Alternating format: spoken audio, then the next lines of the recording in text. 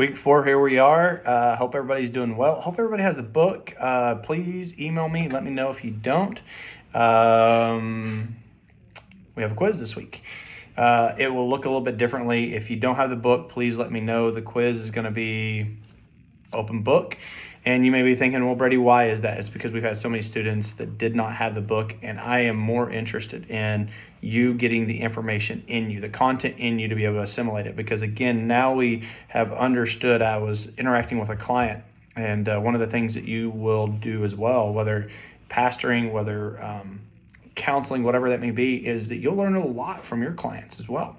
Now, again, you don't go in with the premise of, hey, what is it that I can learn from the clientele? But as a result of that, as you get to build a rapport, connection, what have you, they'll share about their field. They'll share about things that they're learning and things of that nature. And so I like to learn. I like to learn from clients if it is appropriate. Now, again, you get to determine that. So in that, one of the things that I learned about this last week was this chat bot. Y'all may be already aware of this. Now, again, I'm not sure what the policy is at TKU. I'm not sure. I'm sure that they probably are already aware of it, but are y'all aware of this chatbot that actually writes papers? The University of Pennsylvania, I was actually researching it after I found out about it from a client, that the University of Pennsylvania, the School of Wharton, the Wharton School Business School, which is very, very prestigious. University of Pennsylvania is a very, very prestigious university. And this professor was actually leaning into this utilization of this bot, this artificial intelligence, AI, and was allowing his students to lean into it. And as a result of that, he put one of his finals, maybe it wasn't a final, it was an exam at least, to see how the bot would score. And the bot actually scored a B in this class. And so it allows people to write papers and all these different things. So why is that important? Not for you to go out there and look at trying to discover this bot so that it'll write your papers for TKU. Again, that's not what this is. I'm not encouraging that. I'm not saying you should. I'm not saying anything like that. So please hear me, and don't go out and say, hey, Professor Brady said that I should do this, because that's not what this is. That's not what I'm saying. But the dynamic of that is information is all around you. And so other classes are going to look a little bit differently, but for the sake of this quiz, I want you to be able to retain it. To retain it. Now, again, I understand the dynamic of making your grades, and I want you to be able to make that. And so for those of y'all that maybe missed my first lecture, I remember in grad school, my first semester at DTS, now transitioned from DTS to DBU for a lot of reasons, but I won't bore you with the details, had a professor, the late, great Dr. Howard Hendricks. And he would say, I would rather have a student that would make a C and understand the content versus someone that makes an A and has no clue how to utilize it, how to retain it, how to be able to apply it. And so as these courses that you are paying money for, as you are continuing to move forward in your career of academia, it's about assimilation. It's about absorbing that. It's about God moving in you to be able to express it, so that therefore, as you're sitting across from somebody that's hurting, somebody that is dependent upon what you have to say, what it is that you have to do in that very next moment, is going to be of help. But if we have nothing of help because we were so consumed and so concerned about how do I make this grade in the class, then as a result of that, yes, you will have the diploma, yes, you will have the degree, the license, or whatever it may be, but can you apply it? Can you apply it? And if you can't, then that's a problem. That is a big problem. And so within this quiz, open book. Now the final, and in a lot of classes, for those of y'all that have me, I really don't do a lot of formalized exams. Usually it's more applicational papers. But now this one's a little bit differently because of the necessary need of building context. Will Brady in that in all the classes? Yes, absolutely. But within this, there's so much about what we can learn about human development, about the genetics, about the idea of nature and nurture, like we talked about last week, and all the different complexities that the author talks about and the research gives, that we need to know. We need to know so that we understand the what. And then the how is how, God, can you move in what it is that you've revealed to me through the teaching, through the text, through the applications within the class, how to be able to apply it to each and every individual. Okay. So this week we're actually going to talk a little bit. So that is the quiz. Okay. So You've got all week. I'll try to, let's see, I will put that quiz up probably about Wednesday, and you'll have till Sunday to complete it. Again, it's open note. So in that, it will be timed, though, so that therefore I want you to utilize your notes, utilize your book, but one of those things that you're going to have to kind of move a little bit, okay? This week we're going to be talking about Maslow's hierarchy of needs. And why is that? Because again, as this class really builds a foundation that we can return to time and time again to help give context to a situation. Met an individual this last week, I think it was Wednesday, came in because of a substance. Substances were really causing him pain. And as a result of that, he had a lot of context to give me, but really was it in line to help him or to help me help him? And the answer was no, not in a lot of ways. So the dynamic of having just some context of why people do what they do, how people get to the place of wanting to turn inward instead of upward to be able to resolve situations. And as a result of that, giving him that in context, not saying this is what is going on, but this is a potential of what's going on. As a result of that, this individual's eyes got really wide of the idea of like, oh my goodness, Brady, that's what it is. Okay, great. So now as a result of that, now that we both are on the same page of understanding how we got here, now where is it that you want to go? Where am I?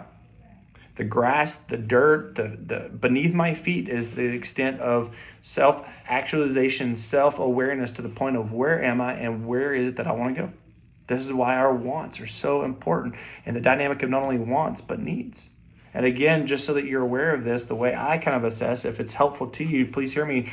It's not about indoctrination, not thus says Brady, because again, these, it's taken me 17 years to really kind of hone in on this.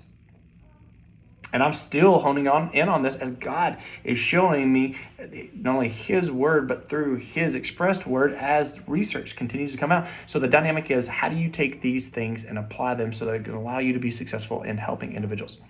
So Maslow, right? The idea of physiologically, safety, belonging and love, esteem, cognitive, aesthetic, self-actualization, and transcendence.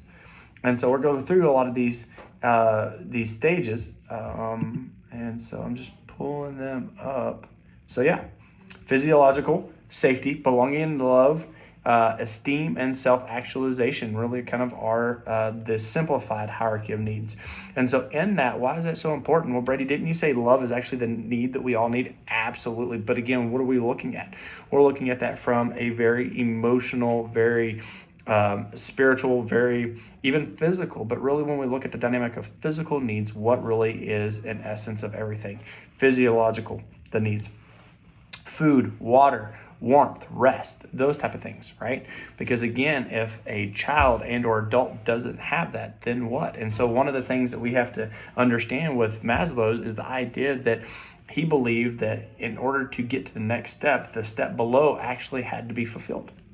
Very much of a stages type theorist, right?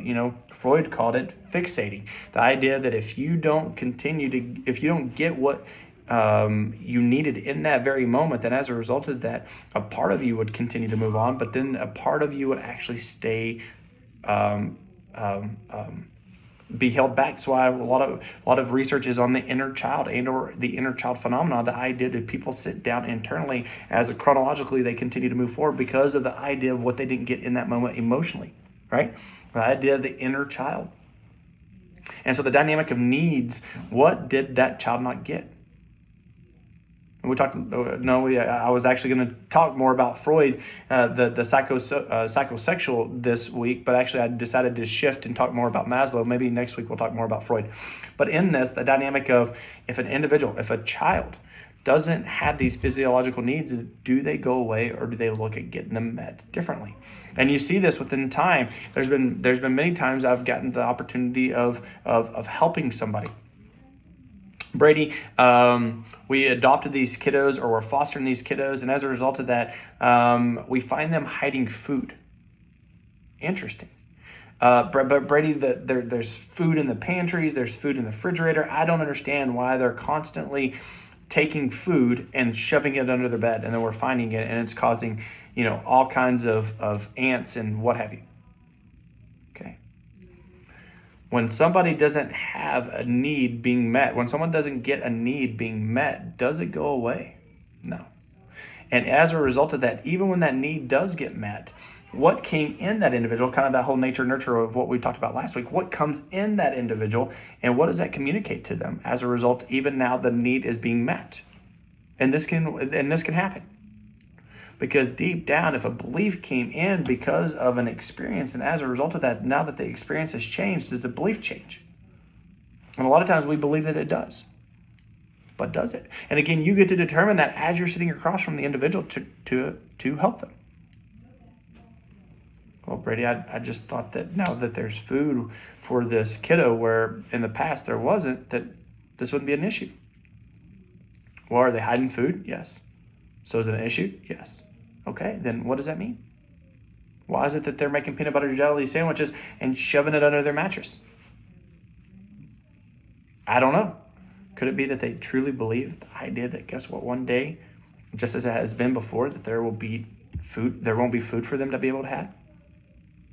And so the dynamic of this, as you look at the hierarchy of needs, and from a Maslowian standpoint, the idea of, okay, it's needed in order to continue to transact up. But the idea of, okay, from a child to an adult, but when new dynamics of life start back over, do you have to continue to recalibrate up?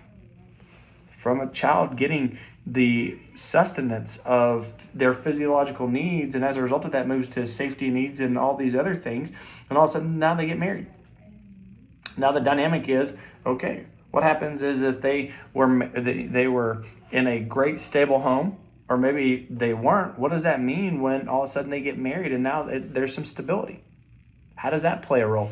Or the exact opposite to be true. There was stability and, went to college, didn't go to college, whatever that may be, and all of a sudden now there's instability. Now the dynamic of, do they have a home? Do they have a roof over their head? Do they have water and warmth and rest and these type of things? And so what does that mean? And so what does this mean for us as we apply it from the standpoint of kind of continuing to keep Maslow in the back of our head, just as nature nurture in the back of our head, to kind of assess what's going on, especially when they tell you, hey, guess what? We have a child, we have this marriage, we have this individual, and there's pain involved. And because of that, they're expressing it this way. Well, what is it that they've been through?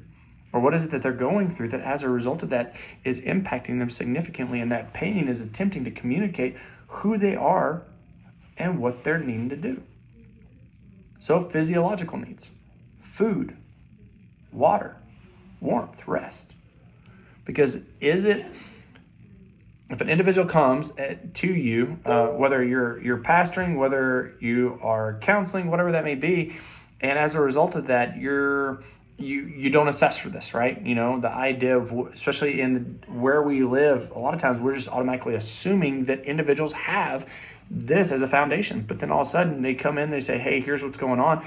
And we start moving towards the emotional and validating. And again, Brady, didn't you teach us that validation really is the core in order for them to feel loved, so that therefore you can start really kind of go into the cognition to reorient, to cognitively structure the idea of getting them to think differently? Yes, absolutely. But the dynamic of, if these needs aren't established, then as a result of that, will they grasp this? Will they grasp the validation? Will they grasp all these different things? You get to determine. And again, in all this, it's great what research shows. It's great what Scripture is foundational to, but the idea of how do you apply it? Because the application is important. It is important, and we find time and time again what makes great helping professions is the individuals that can apply it in a way that love and truth assimilate into one. Well, Brady, I'm all about truth. Yes, Jesus spoke truth. Yes, he did. But knowing from a cellular standpoint that everything about us leans into things that are loving and accepting, and we lean away from things that are not, then as a result of that, how do we articulate anything of truth if they feel like we're being if they feel like we're being judgmental? So in order to get to truth, is love the foundation that allows us to eventually be able to articulate truth? You get to determine that. Okay? So physiological needs, food, water, warmth, rest. Do they have that? Do they have it now? Did they have it younger? And if not, then as a result of that, what did that moment in time tell them that could be impacting them on the here and now? Safety needs, security and safety. The idea of, do they have to be concerned about a dad, a mom coming in the middle of the night and beating them, or whatever that may be? The idea of their safety and security being in jeopardy. The idea of not having the physiological need, then as a result of that, guess what? The safety need is going to be extremely critical. The idea of being able to lock your door so that somebody from the outside community doesn't come in, but not having that, can that speak to a safety need as well? Absolutely. This is the reason why these physiological needs are our foundation in his theory, so that we can get to these safety needs. And so in that understanding, kind of like we talked about within the way that we talked about earlier, love being the foundation, but as a result of that, significance, comfort, defense, peace, significance. I might have already said significance, but would safety fall in that categorization as well? As a child, and as you're seeing that child, do they feel safe in the environment? Do they feel safe at school? Do they feel safe? And then as a result of that, as they come into your office, how do you create safety and security so that this need gets met? And this could be even kind of a hierarchy to how do we address people in the office? Hey, guess what? Do you need some water? Addressing a physiological need. Then as a result of that, then how do we cultivate an atmosphere so that therefore the safety need is there? But if a safety need is not there, then as a result of that, the idea of getting to the part of thinking differently is going to be difficult. Well, we just need to think differently based upon this pain. But if there's constantly fear and trepidation that's involved, then how difficult can it be? Impossible? No, because with God, we understand that all things are possible, but the idea of difficult. So as people come into your office, hey, are you safe? No. Okay, so in that, what do we do? What do you do when you feel like this need is not being met? Physiological needs, safety needs, belonging and love needs. Now, the dynamic of this is where we get into kind of the complexity of what we've talked about in the past. That as these other foundational needs can be established, and as a result of that, we can start really working on the connectional, the acceptance. And these are intimate relationships and friendships. The idea of knowing that I am connected to something bigger than myself. And that something bigger than myself speaks and invalidates me. Shows me, guess what? You are okay. And the dynamic of not only intimate relationship and friends, but the dynamic of parenting aspects. Like we talked about with Billy time and time again within our case study. In those moments, yes, we'd probably hear from mom, and mom would say, yes, of course I love my son. Yes, I love and I accept him. Okay. But does he interpret that? What's said, or whether expressive and or verbally, non-verbally or verbally, is that received? And a lot of times, no. In sessions, time and time again, I'll get an individual and within couples, and one, they're both sitting next to each other, and one will say, I'll say, what's going on? And one will be like, well, Brady, they said this. And the entire time that's going on, the other couple's just sitting there shaking their head. Mm-mm. Nope, didn't say that. Didn't say that at all. Okay, then what was that? The dynamic of what's said, verbally and or non-verbally, and then how it's received. The dynamic of this is, okay, and part of that is the idea of how do we not only see ourselves, but see the other individual. Why is that important? Because of the cellular dynamic and the kinesthetics that are involved in that. Well, Brady, that seems kind of weird, understandably so, but the dynamic of how Scripture talks about this, and the dynamic of commonality time and time again within the New Testament. That's why you can walk into a room and be like, man, it feels interesting. What's going on? How do you explain that? You feel it. The reason why my dog, when there's a storm in Weatherford, guess what? She's starting to wig out. How does she feel that? How does she recognize that when we're not even aware that there's a storm brewing at all? Again, we feel these dynamics. And so in that, if we lean into things that are loving and accepting, and we move further away from things that aren't, then as a result of that, the dynamic of being able to speak into truth, to be able to really validate and affirm our love over them, how are they supposed to get that? One, from a helping profession, but two, are they getting that from a child's perspective in these hierarchy of needs? But not only that, but maybe as a couple. If you're seeing a couple, are they getting these things? So, physiological needs, safety needs, belonging and love needs, which are the psychological needs, right? First two basic. Belonging and needs, psychological. And then the other psychological need that kind of is the next tier up is the esteem needs, prestige, feeling of accomplishment. The dynamic of, can we really be able to feel accomplished if the dynamic of questioning our belonging and love? Or how much of the feeling of accomplishment can be driven by the lack of belonging and a love? That's why expressions can look one and the same, but really the heart matters. That's why, what does it say? Man looks at the outward appearance, but I see the heart. I think that was God telling, goodness, who was it? Was it Samuel? Maybe Samuel.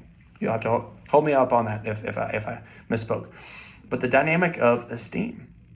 Why are these esteem needs so important? Is because we're putting something in them. God is constantly seeing, according to Zephaniah 3:17, over us, constantly articulating his love, his value, his desire, who we are, constantly overing us. He's putting esteem in us. But if there are a lot of these experiences that we've experienced that are based on pain, and pain demands a response, and that response looks introspectively, so that therefore we look internally, we start questioning things. Why? Because pain drives us to question. Then as a result of that, we could be questioning all the things that God is seeing and speaking over us based upon this very word. And because of that, then as a result of that, if we don't orient to what he says about us, then in that pain will get us to try to determine, there's something wrong with me. I'm not good enough. I'm not lovable. I'm not worthy. I'm not these core dynamics of what we see from a psychological standpoint. And as a result of that, the very thing that God is pouring over us, we will resist and reject as a result. Whether we realize this consciously and or being unaware of it subconsciously. The dynamic of pushing back. And this is why when people come in my office, whether it's a child, teen, or adult or a couple, What are you experiencing? What is the pain that you're going through right now? Well, Brady, it's this. Okay. And that pain is attempting to communicate what to you? I don't understand. Okay. That pain is telling you what about yourself? That pain is telling you that you are what? That you are who? A lot of times, I don't know. That's okay. I don't know is a great answer in this space.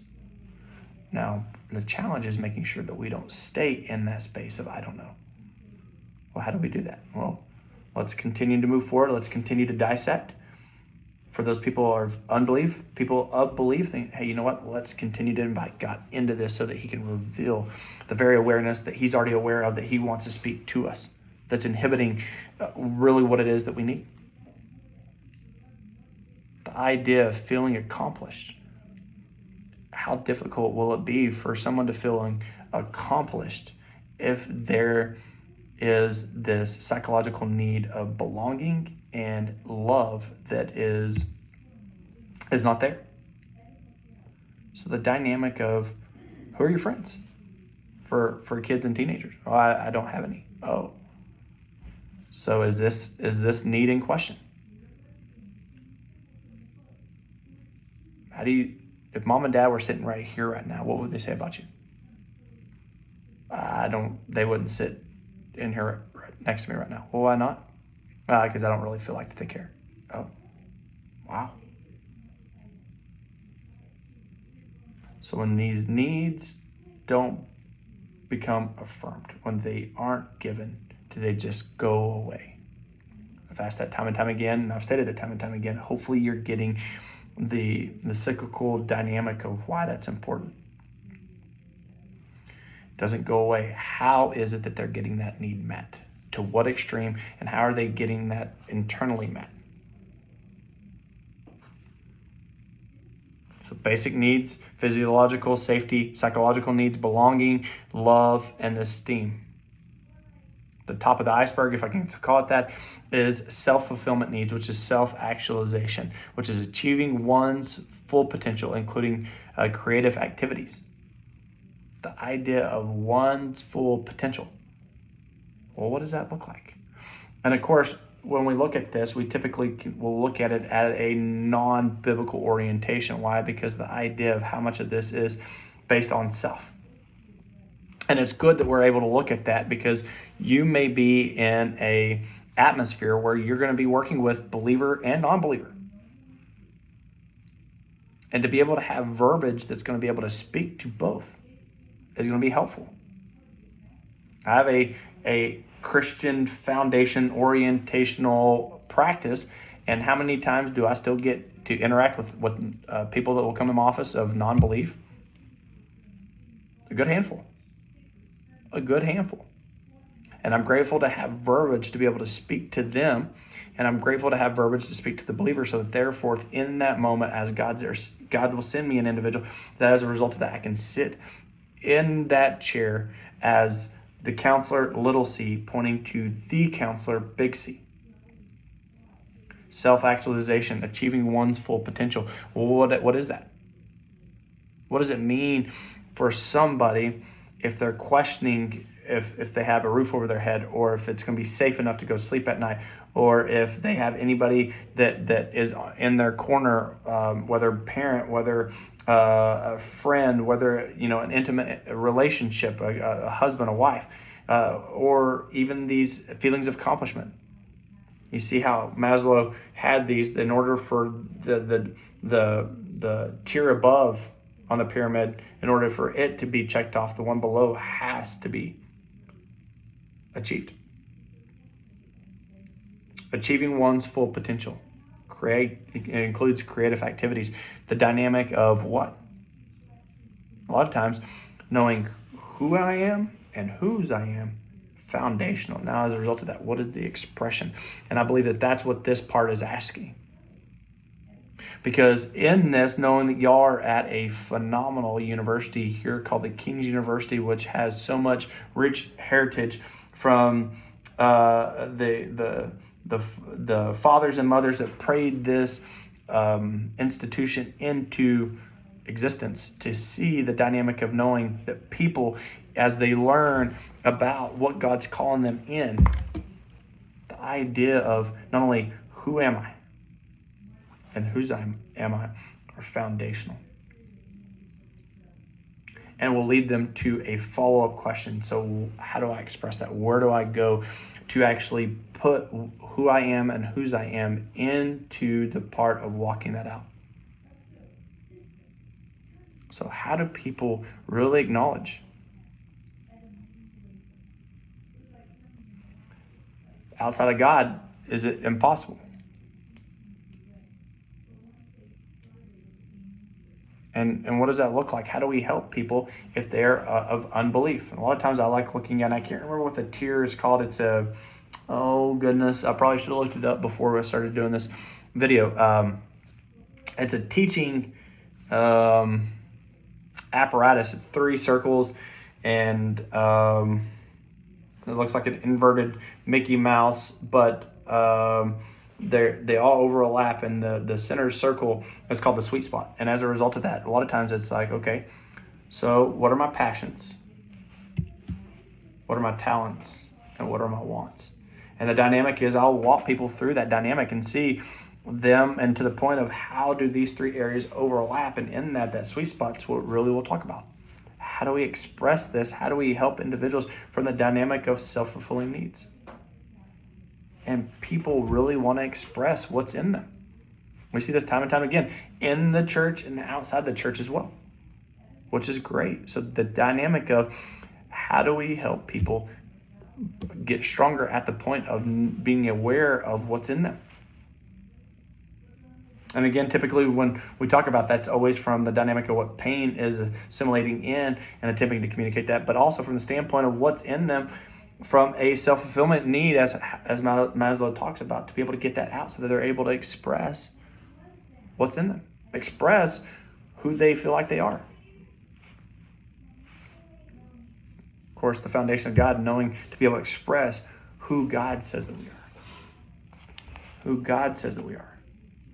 And so the dynamic of this, as you're working with an infant, and as a result of that, you're working with their parents, the dynamic of working with a child, you're working with a teenager, you're working with an adult, you're working with a couple, whatever it may be, for the dynamic of, okay, this is the action. And usually a lot of times the actions are communicating what? To the extent, is it appropriate? Is it healthy? Is it inappropriate? Is it not healthy? Okay, then as a result of that, we reverse engineer back to see, okay, how did they get there? Tell me about your upbringing. Tell me about what really drove you to the extent of understanding who you are today. And not only that, but as they're doing that, what were the needs that were established in those early formative years? Because if not, what does that have them telling themselves, or what did those experiences tell them about themselves that as a result of that still operational today, and as a result of that, that could really be impacting them? Are they like that child, even though they could be an adult and it may not be expressed in this very way, that didn't have food in their pantries, and as a result of that is still hiding food everywhere they go because they don't know when that's going to dry up? Well, surely adults aren't doing that, but again, it may be in a different expression. For the dynamic of the child that didn't feel like that it was ever safe because they didn't know who was walking through the door at the middle of the night or whatever that looked like. How did that impact the child?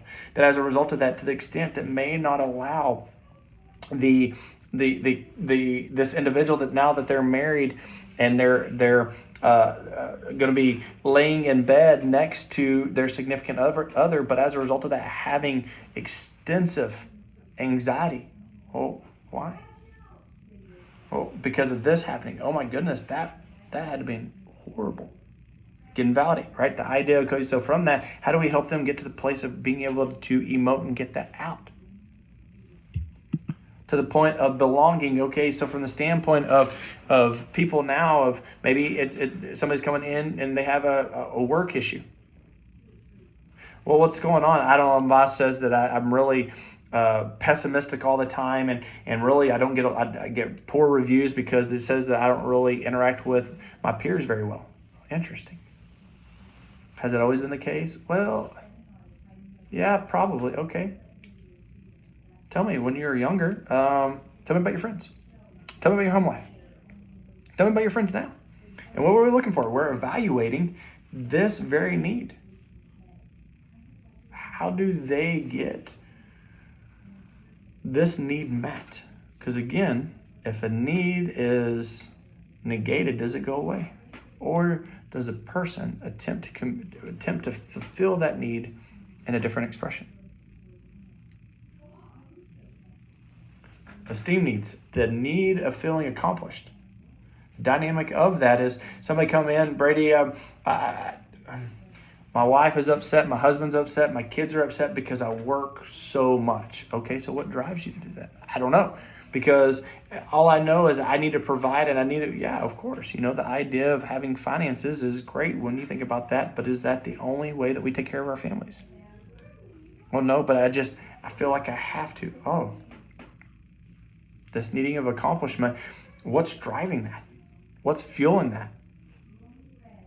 What is it that they're aware of? But then as a result of that, what are they not aware of that's impacting them, that's bringing need? The self-actualization, the idea of fulfilling one's potential. And how much, well, that's a double infinitive. I was getting ready to, how, to what degree is it easier for them to be able to express and be able to come into a greater sense of awareness from the standpoint of having all these other needs met?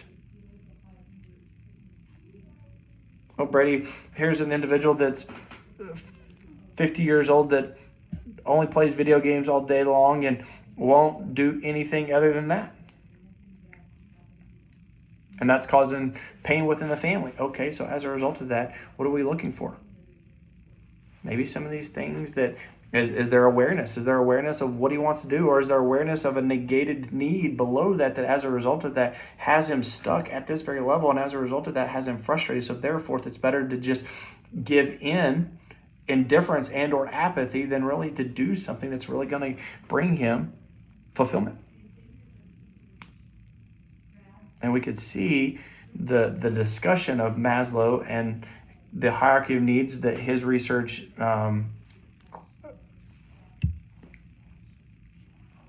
established. I think, okay, yeah, that's great. But really what we find in this class is as we are evaluating and creating an assessment. Now, some of you may actually have assessments that you walk people through when they actually have to score themselves and those type of things like that. And again, you get to determine that. But you may just in the back of your mind running through some of these things, nature, nurture, needs, where are they in these different parameters? And how much of Maslow and his needs actually can impact the extent of nature, nurture? Right? Especially from a conditional standpoint. How much of their lacking impacts these needs? Well, Brady, their needs are their needs, absolutely, but the way that they're getting fulfilled.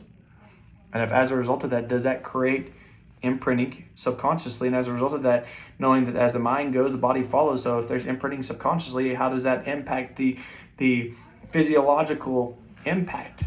Actually to assimilate genetically, again, if you believe that or not. And then if you do believe that, then reproduction happens, then does that get passed on? Generation after generation until what? Awareness. Because God is the God of awareness, to be able to put his finger right there and say, Brady, what is that? Out of his kindness. Because in his kindness, he leads us into repentance. The idea of metanoia in the Greek, to be able to think differently. And eventually that's where we want to lead people, is the opportunity of being able to see, okay, so if this is the pain that you're experiencing, and as a result of that, how do we need to see that pain? How do you see that pain? And then how do you need to see it differently? How do you need to think about it differently? Because if you're seeing it this way, and you're thinking about it this way, and seeing it and thinking it this way causes pain, then as a result of that, how do we need to see it differently? Oh, Brady, you're prone to CBT. Well, I think CBT has a lot of foundations, but really from the standpoint, I believe that what the message of Jesus actually really articulates how people get stronger. And it's about orienting into and assimilating into who he says that we already are. So what is it that we've experienced? What is it that we are experiencing that is questioning these things, that as a result of that, it's creating pain, and that pain is attempting to tell us something about who we are or who we're not? And how can this triangle that's tiered,